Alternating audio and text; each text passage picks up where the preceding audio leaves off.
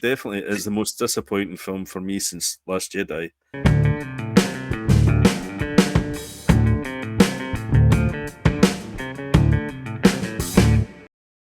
Hello, everyone. This is Full Disclosure Day. There's going to be a full spoiler-ridden review of Steven Spielberg's latest movie, Disclosure Day. My name's Sloan Kelly. My name is Jodie Kelly. Jodie saw it before the podcast on Sunday, and I didn't see it before the podcast on Sunday, but I saw it on Monday. I saw it, and I have thoughts as well. And what we're going to do is I'm going to just go over and basically say what I thought of the movie. I don't understand the haters, Jodie. I'm basically here to defend Steven Spielberg and David Cope because I think they did a very good job of doing a summer blockbustery type movie that's not really about aliens, even though there's a lot of aliens in it. What's it about? It's about empathy and listening. It's about half an hour too long. All right, you'll get a ding for that. That was good. Right, that was good. I mean, I have my criticisms of it. I'm not saying that it was perfect, but I think it was not. There's people coming out of AMC theaters in America going, "What the hell did I just watch?" And I don't think it was that bad. Did you like it, or you don't think it was that bad? Did you get in with high hopes? No, I went in with Sam. Let's not let it be like this. I expected nothing of this movie. So, like I said in the podcast, I have not seen the last big movie I think I saw from Steven. In fact, the last movie I saw from Steven Spielberg was Ready Player One, and so I went in with no real expectation of anything, whether it was cinematography or anything, because this is the fifth or sixth time he's worked with this cinematographer as well. I think. Well, he's you must have before. Wait a minute here. It's I'm not going to dive into. No. I know. Well, that's what I was going to say. Because I was expecting. You must have expected something. I was expecting Steven Spielberg-y type things, and I think for the most part, his recent movies I don't think have been particularly Steven Spielberg-y. They've just been kind of directed, as well as they've been, but they've not had those Spielbergian moments in them, and I think he turned the dial up on this one. Yeah, do you know it's funny because I was disappointed in the movie. If anybody watched the podcast on Sunday, I was hugely disappointed by it. You had two tables and you were flipping both of them. I was flipping both tables. Yeah. But then I kind of when that happens to me, I think, am I the asshole? Is it me? Is it me? It's not you. It's me. So I thought, look at some of the reviews and things like that, and some people have brought up the positives and negatives. I can see, it's a fine film. Don't get me wrong, and there are Spielbergian bits in it that I kind of beautifully made. The bits when somebody pointed out that the way that a car gets pulled up into a driveway, or that type of thing, it was very Spielbergish. Yes. Yeah. I think I need to watch it again. I think you do. I'm definitely not backtracking because it definitely is the most disappointing film for me since Last Jedi. Oh, Jodie, come on! It wasn't that bad. 100% it was. Oh no, it wasn't. Still, yeah. No. Oh yes, it was. Oh no, it wasn't. Did you know? I was getting. It felt like a companion piece to me to War of the Worlds. I thought it was very similar look to it. Kind of washed out. Well, yeah, kind of, yeah. A lot of running in open fields. There was a lot of that. Yeah. And just the sort of the feel of it. I thought let's get into the sort of. Do you want to get into the negative stuff just now? Shall we sort of go from start to end? I thought it started really well. I liked the whole thing. I thought it was quite funny and apt. The fact that the weekend I saw it, there was a UFC fight on the White House lawn. Calm down. We'll go from start to end, and then we'll get into the sort of thing is, I thought it started So off well with the at the start was, but I thought the movie did a really good job of pulling you in because it was it like, oh, did. It did. it was like, what's happening here? Aye. You didn't have him sitting at his work going, I need to steal some Aye. stuff. And, it was like, right, you're almost like you're right in the middle of the movie rather than, Yeah. sort of thing. Yeah, I thought it was a Yeah. good start. It Definitely. was, yeah, Definitely solid was. start. Yeah. Yep. And you got to meet the baddies as well. Yes. And that was a good thing as well. So you get to meet one of the good guys, and you get to meet the baddies, and you get to meet the king baddie as well, which is played by Colin Firth, who I love. He's who's great. He's brilliant. Yeah. I think he was a bit lost in this, to be honest. He was a bit. Well, toward the end, which we'll get to, anyway. I think there's the kind of two ways you can go with these characters. You can either go cartoon, pantomime villain character, or you can go disgruntled accountant, the way that Stephen Merchant did for his Gestapo officer in Jojo Rabbit. Yeah. And I thought he was going for the disgruntled accountant thing, but then he would have those kind of moments of pantomime-ness in it. And I thought, I think it's a lot. I actually think there's a lot of pantomime Keystone Cops stuff in it, which kind of took me out of it a little bit. Did it? Anyway, yeah, I quite like that. Yeah. So the beginning opens really well. We get to know him, his girlfriend, and played by Bono's daughter. And it gradually comes out what's going on. He's a sort of whistleblower type thing, and then we get Emily Blunt, who has a pointless boyfriend. Played wonderfully, by the way, by Wyatt Russell. He's great. I'm a huge fan. For the most part, the cast were great. Like, I didn't have a problem with any of them. None of them at all. No, none of them put in a subpar performance. I'm not saying that at all. Wyatt, bless him, he wasn't in it for much in the movie. No, they're really just as a kind of an emotional punching bag for it. Not really. Well, I mean, there was definitely parallels between Close Encounters and this, and the two kind of characters are going to meet, at some point, because they've both got an experience, which is definitely a parallel with Close Encounters. Then what happens after that? Then she goes to the nunnery, doesn't she? Before that, there's the bit with the birds. The cardinal comes in, and she that's right. Emily Blunt. Yes, and then she speaks. Emily Blunt starts speaking Russian, and then she gets in the car to go to work, and she's late. She gets pulled over for a ticket, and she says, "Oh, you need to go and talk to your girlfriend and tell her that you didn't mean it." And all that kind of stuff. She can read people's minds. Yeah, she's the ultimate empathy person. She understands people perfectly. So that cardinal bird affected her in some way, and the kind of thing is that the aliens come to you as animals, yes, so that you're not frightened. I think that's the kind of sort of the kind of gist of it. Yeah. They dress up as forest creatures and come to you. Because there's like a stag and there's a raccoon, and there's a cardinal which features quite heavily. Male cardinal, by the way. They were talking about the animals though. Some of the CGI was ropey.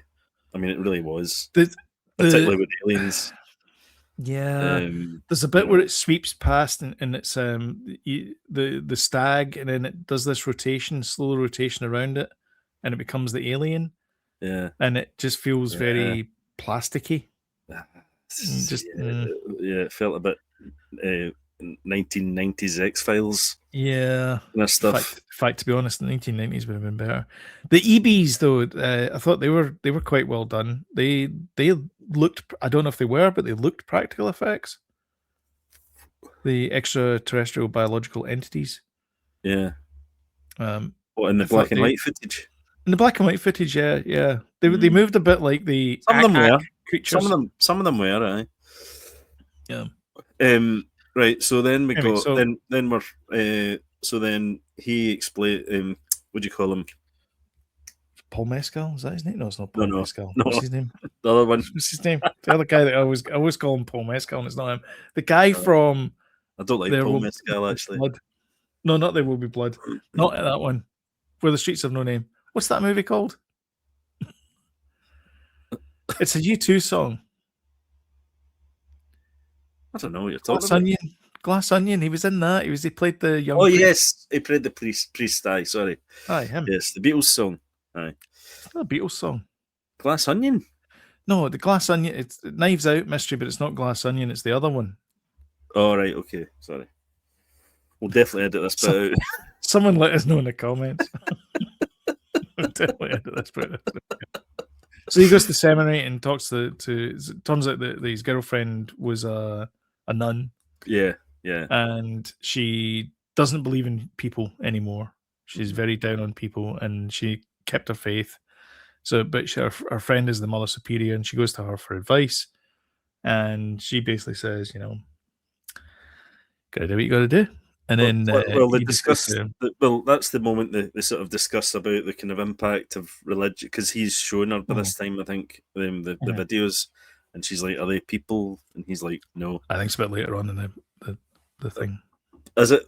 But she does have a conversation with a nun about the kind of religious impact of it. Yeah. And it's kind of skirted over a little bit for my liking, because for me, it should be a big. That's the big. Hold on a minute. This is you're king of the I hate exposition, and you wanted an ecumenical discussion in the middle of a science fiction movie. No. So I don't hate exposition. Exposition. Especially his name is Basil. Yeah. No, I don't hate it. I don't mind if it's done in an interesting way. I hate it if it's just two guys talking in a like we are right now. That's what I hate it.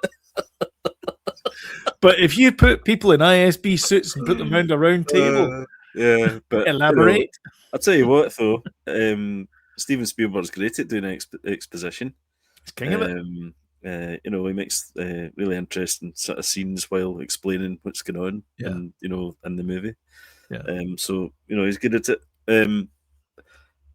That was one of the kind of first points. I was like, no, that was an alarm bell, I would say. The first alarm bell. So, I think one of the downsides about the movie is, in these kind of movies where you've got a large cast, you tend to have like usually three groups of people, and they all find out things at different times. Sounds like Team America. Teams about exactly. That's kind of the idea is that, and so one team finds out one thing about the aliens, the other team finds out another thing about the aliens, and then the third team does it, and then they all come together and then they, fight the bad guy at the end of it. I didn't get that. Like everybody seemed to find out everything all at the same time in the movie. Yeah. That's kind of the thing that got me. Like everybody realized that she's the one that empathizes. He's the math one. And then, you're supposed to be the one defending the movie, not. No, I know. But it doesn't take away from the fact it's a great movie. So, but there are plot holes in it. There's definitely there's plot holes, and there's just kind of stupid things. So then where are we now? We are in a farmhouse. In a farmhouse, which he goes away and he's sneaking about behind a fence that's got two bits of wood. Sorry, this is officers. Come on. This is This is the worst. This is one of the plot holes. I was like, really? He can't get a signal on his satellite phone. Yeah. Make that make sense. Now I can understand if it was a cell phone, but if it's a satellite phone, the satellites are above us. Right, they're not beside us. I was going to say try sitting in Asda in Irvine. Aye, that's fine because it's a cell phone. Yeah. So, it's the same as if I go into my kitchen, it's like I'm inside a Faraday cage. I can't get a signal at all. Honestly, it's the worst thing ever. So then there's a kind of car. I mean, it is a kind of a chase movie, isn't it? He jumps in the car and he grabs Eve Houston, Who has been contacted. We should point out, so there's these magical stones. Oh that the yes, aliens yes. have got. Sorry, in between. This is the MacGuffin. The MacGuffin of the movie yes, is the yes, magical yes. stones. It's this So this rock thing that he holds. There are 3 magical stones. Aye. The baddie's got one. Yes. Not Paul Mescal's got one. And Connor. Is it what is his name? What is his name? The guy from the priest guy. I don't know. And the other guy, Hugo. Is it Hugo? His name is. He's got one as well. Yeah. So the other good guy's got one. So there's 2 that connect. So there's 3 groups. Colin Firth uses his stone to contact Eve and basically like turns her into bad Eve. Aye, like a site. What is it called? A psy operative psych. Psyop. Yeah, that's it. Yeah. And so she's basically against not Paul Mescal at this point, but he doesn't know that. But then he sees her eyes and he's like, "Oh, you're weird," because she's got blue eyes and her eyes have turned brown because Colin Firth has got brown eyes. So she's basically like his avatar essentially. Yeah. So then there's a chase and a car crash and all that kind of stuff. Josh O'Connor. Josh O'Connor. Okay, I won't remember that. Not Paul Mescal. That's his name. And Coleman Domingo is the goodie that you were. Yes, is Hugo. Yeah. He's fantastic. He's always good. Yeah. And while all of this is going on, Emily Blunt and Wyatt Earp have separated ways. Wyatt Russell have separated ways, and they've disappeared. So she dumps him at a filling station. Yeah. And so she's trying to get to Kansas City. Well, she's trying to go east. Like she doesn't know why. She doesn't know why. It's that direction. I've got to go that way. KSX something, and she doesn't know what it is. But she knows it's Kansas City, and it turns out it's a TV studio. Yeah, is Kansas City west of the Missouri then? I don't know, but it's Mississippi. But it's also so that they converge. The Josh O'Connor character and her converge because they have to meet. Yes, they just don't know it yet. They're the dyad,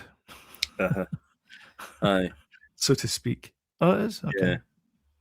Yeah. So this tool that Colin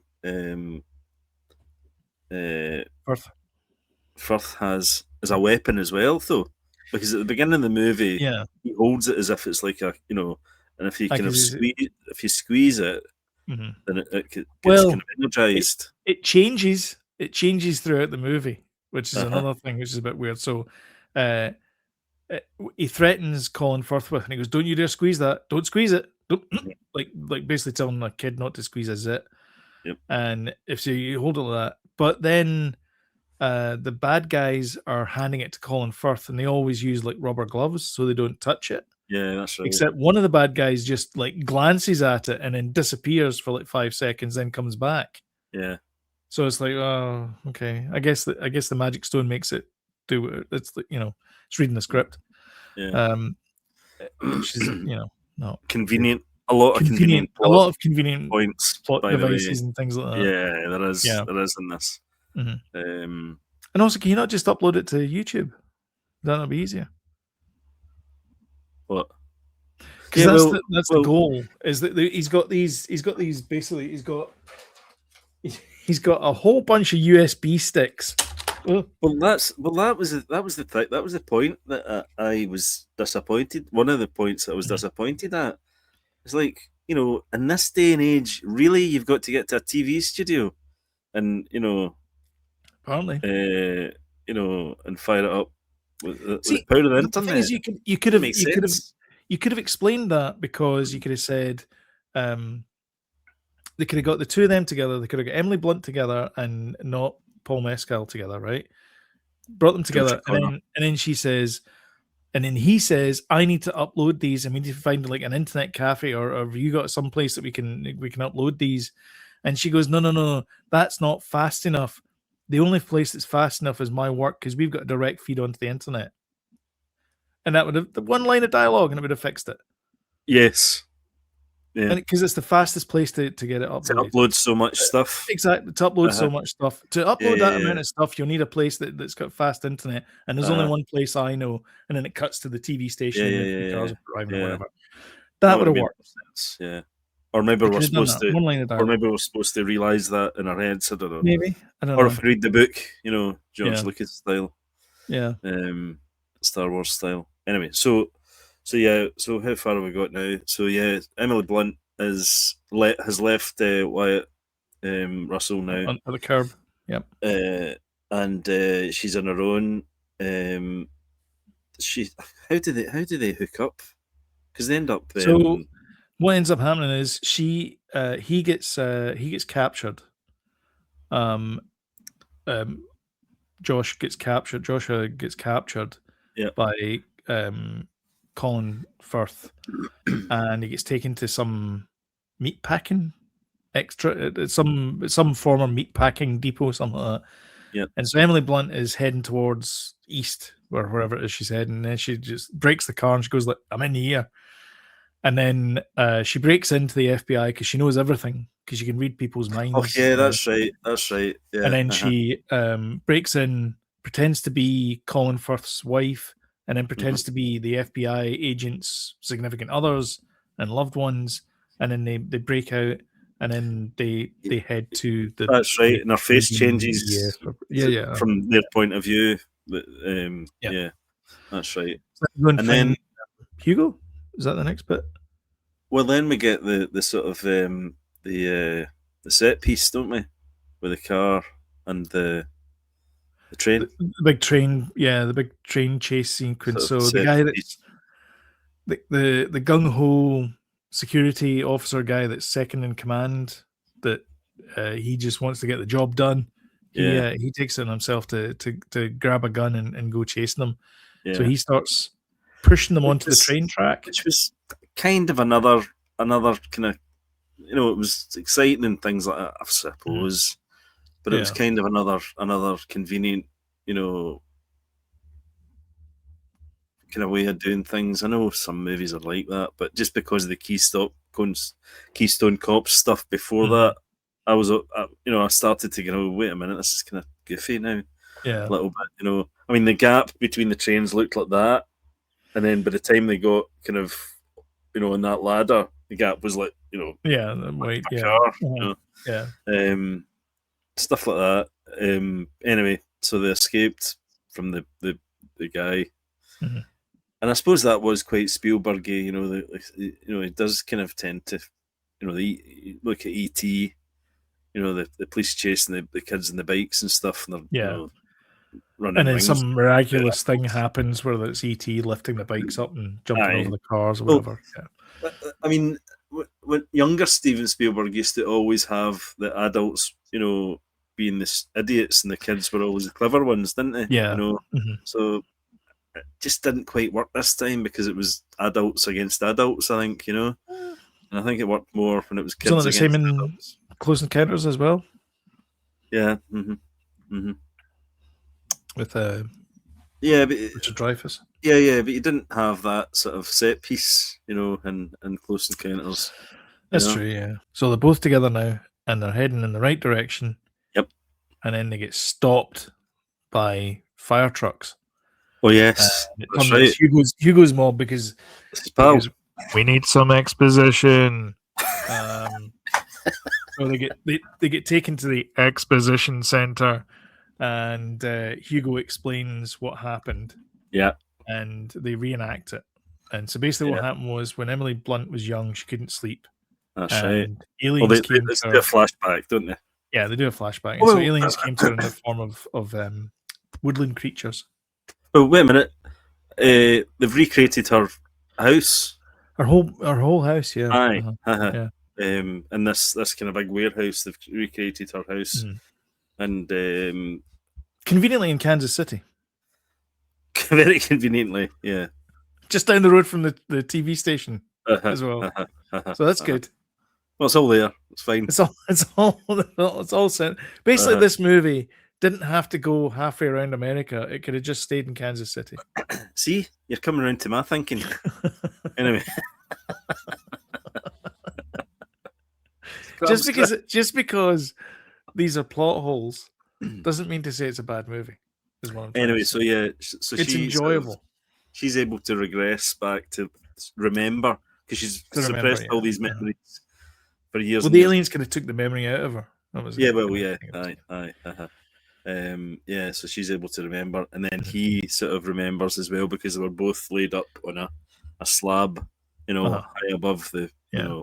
the earth and Because a UFO. I think most people have seen the sort of heard doing the clicking and breathing language. Mm-hmm. So when not Paul Mescal hears her, he says, "Oh, she's speaking English. I don't know what you're talking about." And of course, she's not speaking English. She's speaking mathematics, but inside his head, it gets translated into English because they taught him the language of the universe, which of course is mathematics. See, every time you describe him as Paul Mescal, not Paul Mescal, everybody's going to go, "It's not Paul Mescal, it's Josh That's what I'm O'Connor." saying. That's what I'm saying. It's not Paul Mescal. By the way, who is Paul Mescal? Is he Because the he keeps mentioning him. He was in Gladiator 2, the Electric Boogaloo. He does look like him. That's why I get he does. He's the same age. That's about it. Aye, exactly. And they both get names that begin with letters. Yeah, exactly. So anyway, so the bad guys appear at the warehouse because they've tracked them somehow. Yes. I think there's some power signature or something because Hugo's been using the stone. And it turns out the stone can also make you invisible. Pretty So convenient. Emily, Another convenience. another convenience. There's a pattern here, Sloan. Pretty convenient. It's whatever you want it to be. So, so Emily Blunt grabs the stone and uses it. But the more she uses it, the more it degrades. So by the time they've escaped, they all escape to get to the inevitable Crumbling. showdown in the newsroom. It just crumbles away in its dust. Mm-hmm. So now there's only one stone left because Eve has run off. Eve Houston's run off with the other stone, and we don't know where she is. Oh, we forgot to say that she does try and kill Josh O'Connor. She's gone. Because through the kind of mind. Oh no, I did kind of mention it, didn't we? The psyop thing. Aye. Yeah. So anyway, so they get to the stations. This is the denouement of the whole show. Oof. So they decide what they're going to do is they're going to show everybody, read out a message. All these AI, YouTube, UFO and alien videos that everybody's seen already. Yes. And then everyone's like, "Oh, it's real." And so, why would you buy it this time? Why would anybody buy it this time? It makes no sense. Especially the ropey CGI. So anyway, so they upload. Anyway, sorry. They upload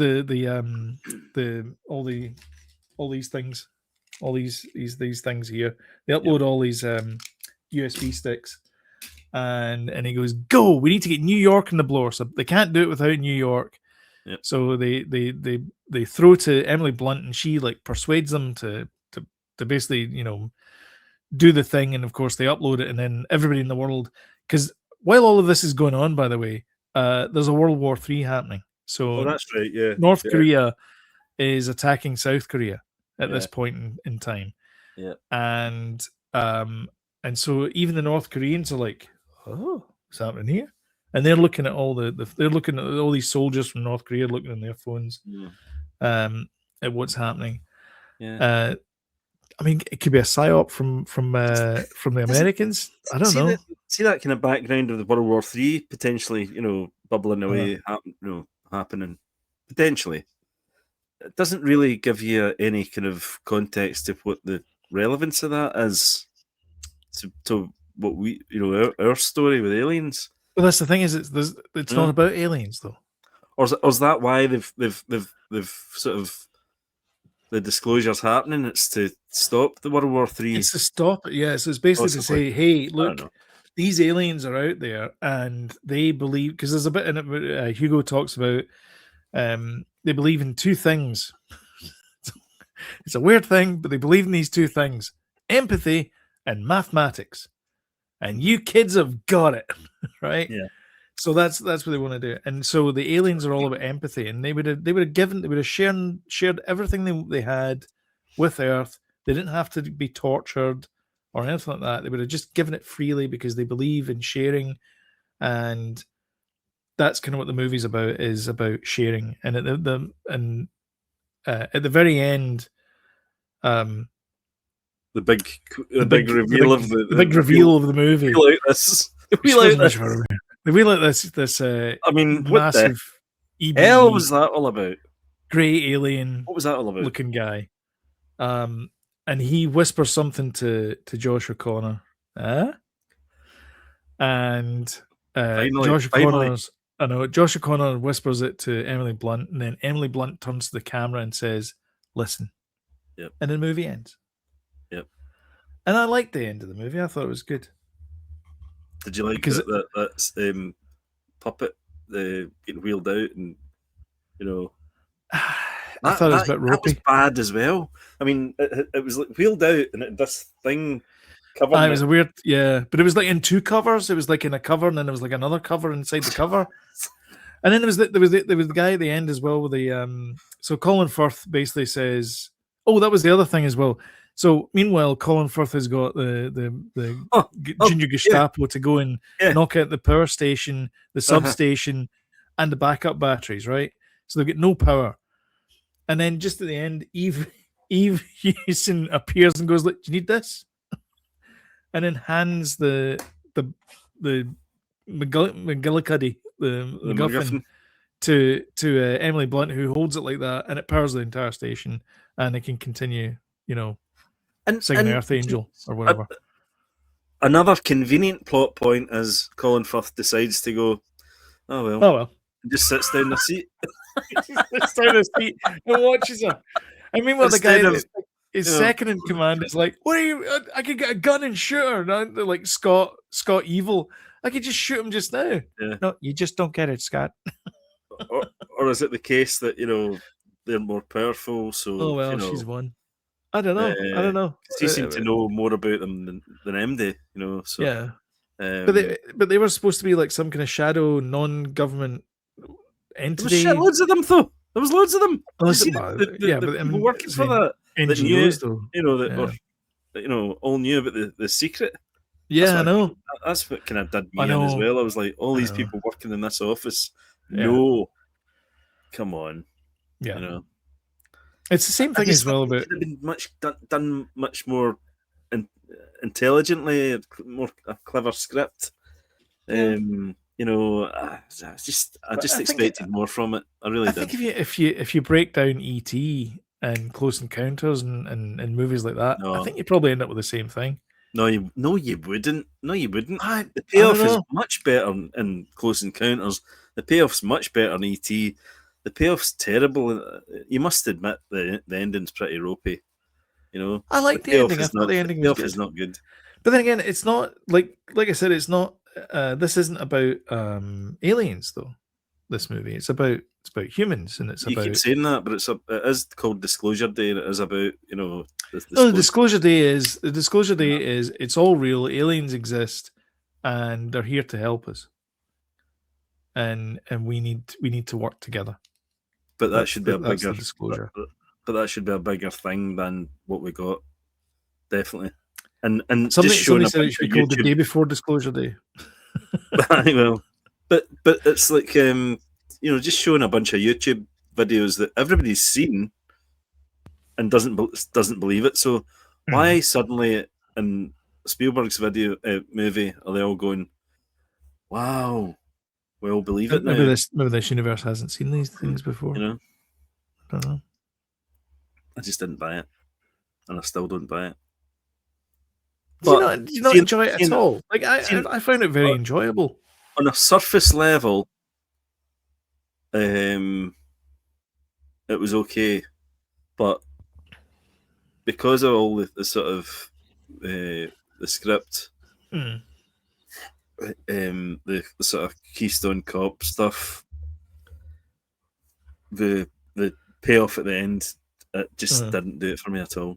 No. Not at all. Now, the question is, do you guys agree? Who do you agree with, me or Sloan? So I mean, when you look at like David Cope, has done a few movies. He has. Um, Well, he wrote he's War of the done. Worlds, the He wrote War of screenplay. the Worlds. Yeah, he wrote Death Becomes Us. Death Becomes Her. Jurassic Park. Kalito's Way. Did he? Yep. Mission Impossible. He did that one. The Lost World. Jurassic Park. Panic Room. Spider Man. Zathura. He did that as well. War of the Right. Worlds. What else has he done? Angels and Demons. Jack Ryan Shadow Recruit. Inferno, The Mummy. He did the Tom Cruise's The Mummy as well, which is a pretty good movie. Yeah. Dial of Destiny, he did that. He did Crystal Skull as well. Cold Storage, that was his last one. Crystal Skull. Crystal Skull. Come on. I quit. Do you know what? I watched that recently. You were doing well up until that. I feel I'm a David Cope apologist because I actually quite like Crystal Skull. I hate it came out, but I watched it recently and I'm like, it's not actually that bad a movie. From that list there, he's done a few impressive things, But this wasn't one his of them. last one, obviously, is Disclosure Day. Oh, Westworld, he's doing that. What have you been doing it? There's a movie coming out. Is there? Yeah. Which is not surprising the fact they got David Cope to do it because, he seems to have an affinity with Michael Crichton. Well, good luck Jurassic Park. doing better than Jonathan Nolan and Lisa Joy, yeah. Because, that's true, yeah. That's a tough kick. Although, I think the first season was still the icing in the cake for that, but, when I got to the fifth season, it was like... was it 5 seasons? I think so, yeah. I got to the second. That was it. Yeah. But yeah, I enjoyed it. I thought it was a lot of we never even touched on like the Steven Spielbergisms. There's a lot of lens flare. He was Captain Lens Flare back in the day. Yeah. There's a lot of scenes where two people are in the shot and they're acting together as opposed to that reverse camera thing, which annoys the crap out of me. The way he uses cars as well. He uses cars, yeah. Which, as I said at the start, get pointed out to me. It's funny because there's two. So there's the Disclosure Day, which is about which is a movie not about aliens, but is about aliens, or isn't about aliens. And then there's another one which is Spielberg-esque, which is the Burrows, which is about aliens, but it's not really about aliens. It's about life and death and but then sci-fi, good sci-fi, all that kind of stuff. Good sci-fi's always got a message. It's about kind of what's happening in the world just now. Which is my point about Disclosure Day, is the fact it's about human empathy and the fact that we don't really have a lot of it these days. Well, I think as well the message at the ending is about the kind of Ronald Reagan thing. If would we be fighting each other if we knew that there was something out there, that whole kind of message, would we would probably be a lot more together if we knew that there was something out there, either against us or unknown to us, but well, I would like to say at the end here, there's some better films than this to watch. Close Encounters being one of them is a much better film. Knowing is a much better film, and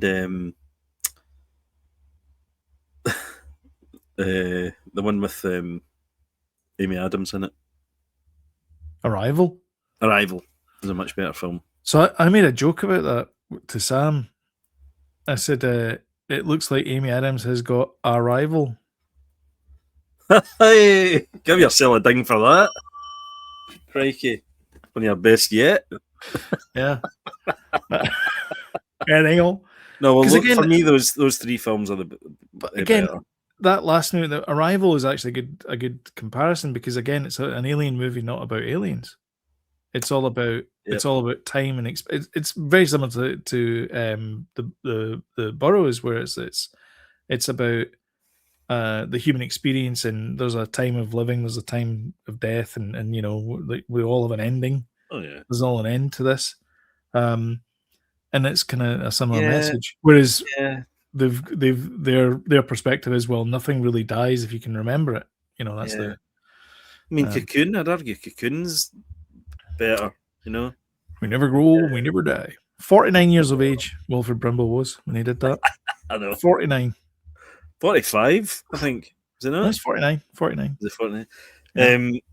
Yeah, I mean, Cocoon was a better. You know, there's a lot of really good sort of alien movies with a sort of better payoff.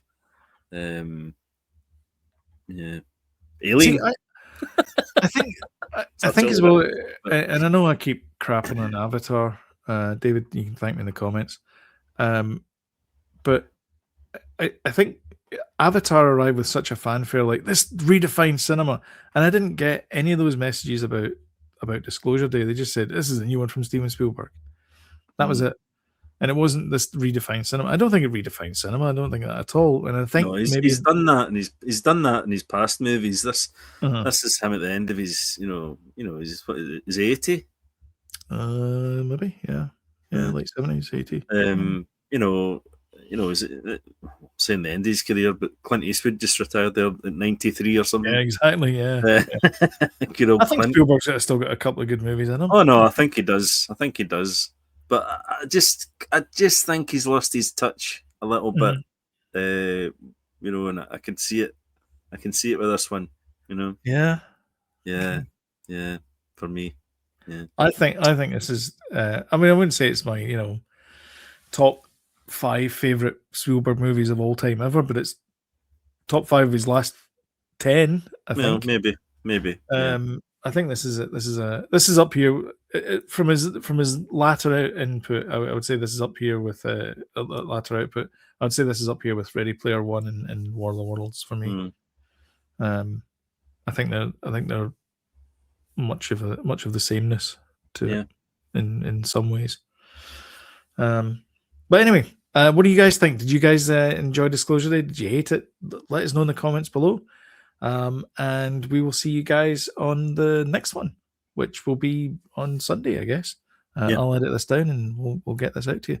And of course, if you like this, then don't forget to hit the old subscribe button and notification bell. YouTube is work, it's magic. And if you liked it, if you wouldn't mind hitting the old like button and sharing on social media, because that really does help the channel out. But until next time, thank you for watching, and we'll catch you next one. Bye-bye. Cheers. Thank you.